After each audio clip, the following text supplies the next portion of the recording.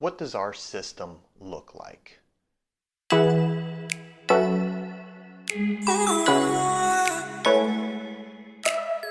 What does it look like for our salespeople to take jobs all the way from lead acquisition to balance pickup on the end? I would like to take some time to go through what I call our 8 steps, which is everything from lead acquisition to the very final piece of the puzzle, which is picking up the final check after a build is complete and we have a satisfied customer. I want to start with lead acquisition. Lead acquisition in this industry, I think it's overcomplicated. I really, really do. I think that there are basically 5 main ways to acquire leads in our industry, but regardless of those 5 ways, there's no substitute for good old-fashioned hard work and just putting your feet on the pavement and going and doing it. I don't want to give people what's commonly referred to as analysis paralysis, which is, hey, I'm going to sit here and think about this and how I'm going to do it and how I'm going to attack this problem over and over and over again. And what never gets done is action never gets taken. So keep that in mind as I go through the system aspect. And this is the presentation or the talk that I have with all new salespeople who come in at Skyward Contracting. We sit down, we drink coffee, we talk about the job, and we talk about the elements of the job that are going to help them to be successful. So the first one being lead acquisition. And to start off, everyone, not everyone, but mostly everyone starts this job by going after what certain other industries would call your sphere of influence, or as I like to call it, friends and family. You know, the people that are around us who could potentially be future leads for us. So we need to reach out to those people whom we have a good enough relationship to discuss the new opportunity that we have and see about getting onto one of their properties. If a storm came through Central Ohio this week, any of my new people, I would have them contact not only their immediate family, but branch out from their immediate family to some of their immediate family's friends. And that's a good way to get your foot in the door with some people who you have some commonality with. They're not super cold leads, they're fairly warm, and you give yourself an opportunity to hone your skills on the other elements of this job with a customer that already knows you, or at least has an opinion about you based upon somebody that you know. I've found it's a double-edged sword working with friends and family.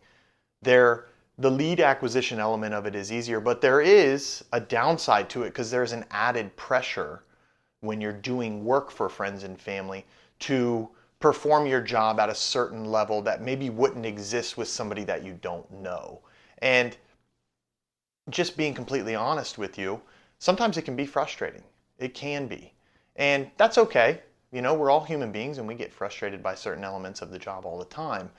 But doing work for friends and family, it brings about sort of an emotional reaction, especially when it's somebody that we maybe have known for our whole lives and we feel this personal investment in doing that job and maybe going above and beyond and giving away certain things on the job that may hurt us and the money that we're going to make.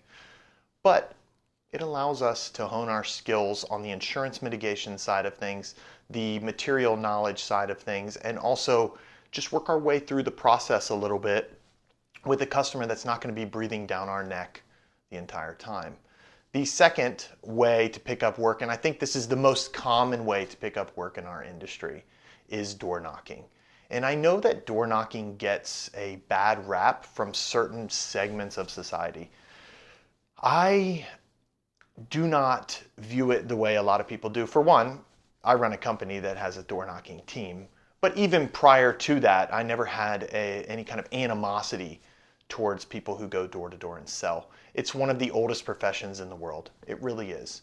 So as a salesperson, getting into the industry, if you were a new salesperson today and I sat down across from you and said, hey, let's talk about knocking doors, the first thing I would start with was what I talked about earlier in the talk, which is there's no substitute to just going and doing it.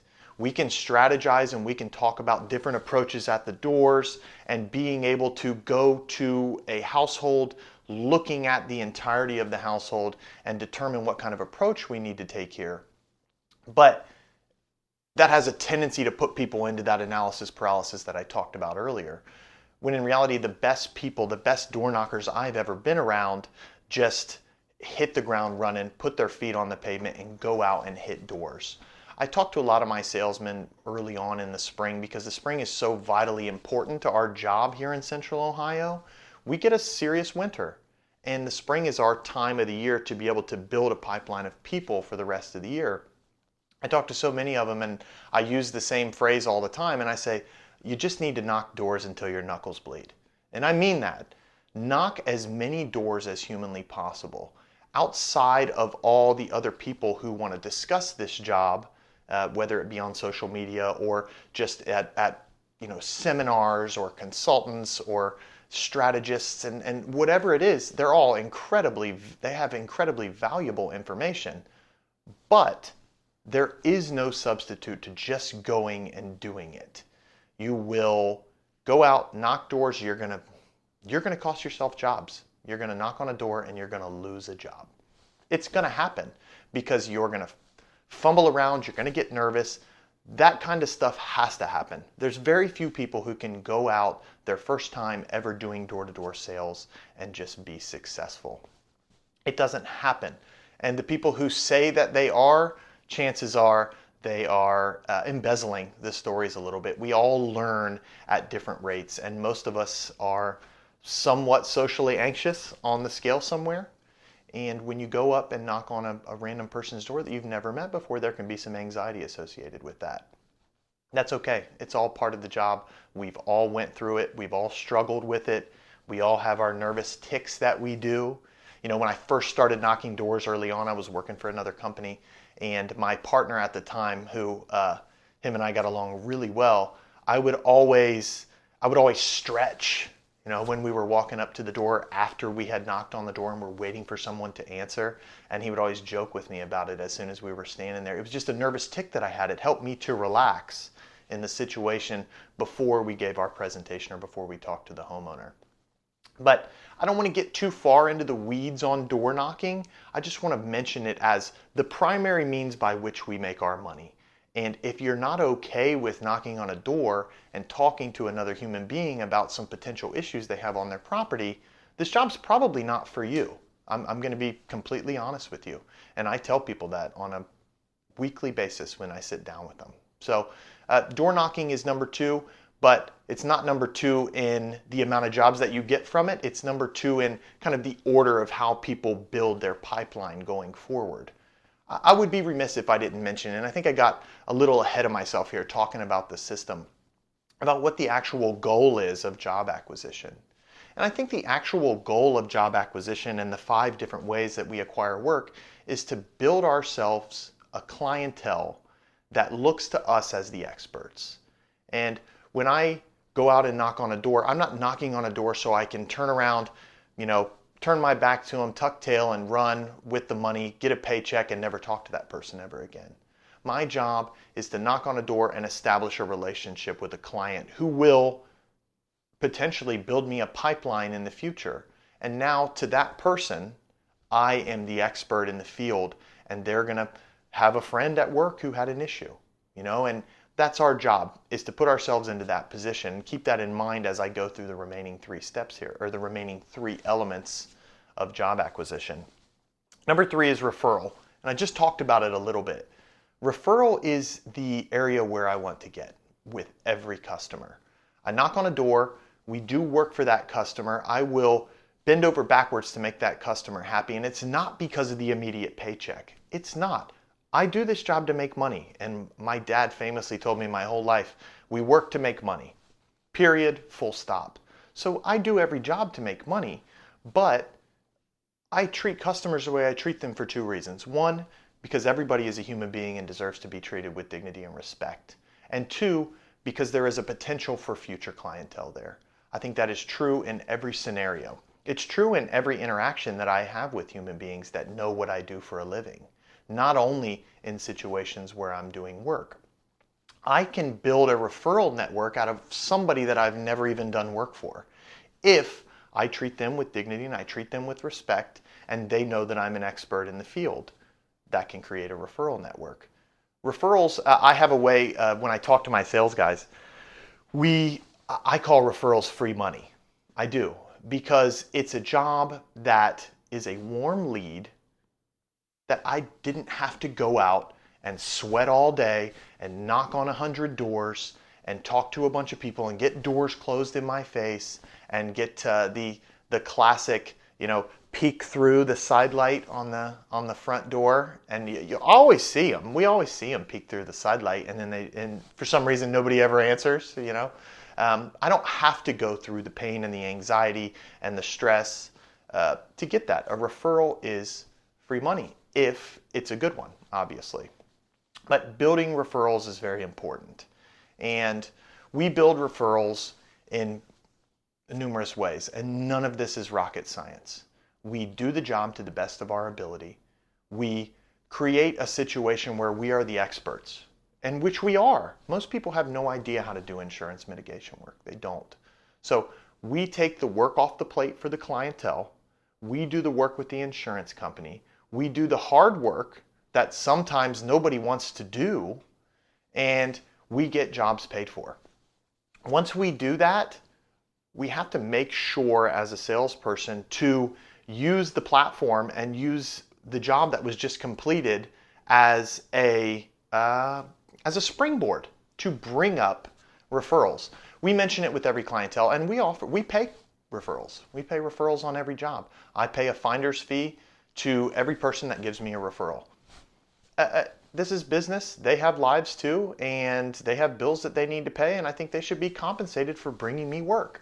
I pay for it. And you can say, hey, they're not as meaningful if you pay for them. I don't care. I run a business. So if somebody gives me a referral, I pay it out. I write checks, I put them in the mail, I drop them off to their houses.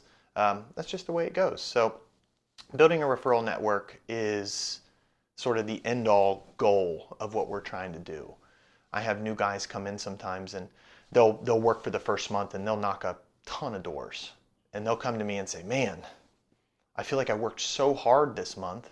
I knocked on, and I usually set a goal for my guys. Let's touch 100 doors a week, or let's make 25 contacts a week, because it's a numbers game at that point. And I've sat down and crunched some numbers on close rates and things like that. But I'll have them come in, and they'll say, man, I talked to so many people this month, and I have 6 jobs. I have 6 jobs going. And I say, hey, if you continue to put the time in and you continue to knock on doors, you continue to talk to people and build a clientele pipeline, in the future, you won't have to put as much time at the door. You won't, because you're going to have enough work keeping you busy from the pipeline of referrals that you have built. So that's number 3. Number 4 is social media. I'm going to be completely honest with everyone. I don't like social media personally. I spend a lot of time there, but I've never been a real it's not that I don't like it. I'm not an interactive social media person. I use it for more keeping up with other people's lives and keeping up with current events. Regardless of my personal feelings towards social media is one of the most important business tools that has come out in half a century. It's incredible. The things that we can do as salespeople with social media are endless. If I had to sit here and talk about different ways you could utilize social media to create yourself a pipeline of clientele, we would be here for hours. But I will say there is a pretty proven way to use social media to your advantage as a direct salesperson.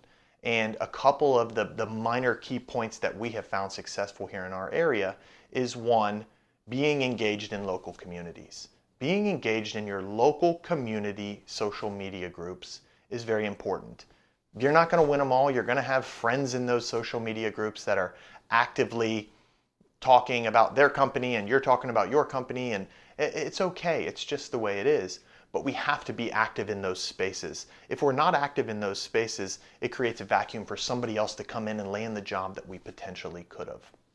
Another way to utilize social media is just every once in a while, as a salesperson, put some progress pics on there. Do something of the sort that reminds the people in your sphere of influence and those friends that we have on social media that we probably don't really know in real life, but we show up in their feed. And we want our stuff to show up in their feed from time to time doing the job that we are good at.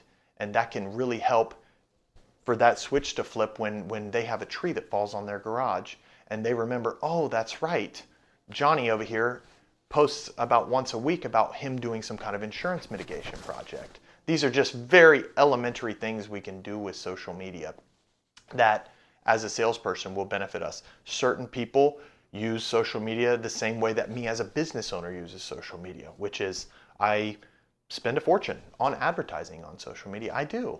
And that's because it benefits me as a company. And certain individual salespeople will use their own personal brand and they will advertise on it as well to that way to get their name out. But I don't think that anyone could come into this job and make it a full-time job and make the kind of living that is potential that the potential is there for strictly off of operating social media campaigns. I really don't. I think if somebody has that idea in their head, they better have a very large social media following before they ever even set foot into this industry. It's a great tool. It's a fantastic way to kind of give yourself some overflow work. But if social media is if you think you're going to pick up a bunch of work off social media and it's taking away from your primary, which is direct door-to-door knocking sales, then you're making a mistake. The last way that I find to bring in work are partnerships. And what I mean by partnerships are other companies, other individuals who spend their time not in our industry, but they spend their time on properties. And there is a multitude of different professions that do this. Two of the most common professions that do this are real estate agents and solar companies. These are kind of the two go-tos when I think about it. But those are the two major ones. A real estate agent's entire life is built around property. Their entire life is. They are in and around more properties. A good real estate agent is in and around more properties on a weekly basis than we are. They are. And they also have their own built-in clientele that goes to them for answers on property improvements. So real estate agents are incredible, incredible allies to have in the industry. I have a friend who is a real estate agent, and I know that he has a ridiculous amount of clients. He's been doing it for over a decade. A ridiculous amount of clients that just simply reach out to him because he knows so many people. They reach out to him when something goes wrong in their house. And they say, hey, I've got an issue with the hot water heater. Who would you recommend here? And as a real estate agent, and this is being, a lifelong relationship that you want to build, they have a referral network that they like to operate through in that situation of trusted partners. So partnering with a real estate agent is a great idea. Partnering with solar companies is a great idea. Solar companies have the added element that they're putting something on the roof itself. And most solar companies, I don't know how all of them operate. I don't run a solar company. I know some people that are active in solar companies, but most of them, as far as I understand, will not put solar panels over something that, an older roof. And by older roof, I mean something that has degraded to the point where it's no longer great at water shedding capabilities. They don't want to put solar panels on something that's going to leak in 2 years, and then they're getting a call because their solar panels are causing a roof leak, which would have happened anyway because the roof was at the end of its life. So a lot of times solar companies will have active partners who they need to be able to reach out to and say, hey, can we get this roof replaced so I can install these solar panels? Other good kind of secondary partnerships to have are any other contractors. Contractors, because this is what we do for a living, contractors are great partners to have. Whether it be somebody who simply does concrete work, asphalt work, landscapers. These are all people who work on homes and they might not do exactly what we do, but they might not know anything about the insurance element of our job. So if I have a friend who does asphalt work, for example, and he does seal coating and handles people's home asphalt projects, he's going to have a laundry list of clientele who come to him for their asphalt work. But if they've been using him for a long time, they're also going to reach out to him and say, hey, do you have somebody who can handle these shingles that blew off of my house? Or I lost a couple pieces of siding up by my gable vent on the right side of my house. Do you know anybody who does that? And any of us who have done this job for any amount of time know we get those calls. I get those calls on a weekly basis. Hey, Charlie, do you know anyone who will install a new sump pump for me? And I'm like, yeah, I do. I have a couple buddies who are in that industry, and I can get it done. Or do you know somebody who can run put in a new compressor for me? Yeah, sure. I know a couple mechanical companies that can come in and do that. As contractors, we have kind of a common bond between us where we're constantly working on residential properties. We understand certain elements of residential work that whether it be we bond through frustration or we bond through our successes, our failures, it gives us a great opportunity, kind of kindred spirits in the industry, to be able to give work to friends in the industry. So building partnerships is vitally important as well. Those are the 5 areas that I have found it most successful in lead acquisition. I don't want the fact that there are 5 of them for you to think that they are equally weighted, because they're not. The door knocking element of this job is far and away the most prominent way to pick up work, and it's the most proven way to pick up work. So that's the first part of our system, lead acquisition. Like and subscribe for more roofing related content. Have a good one, guys. Style.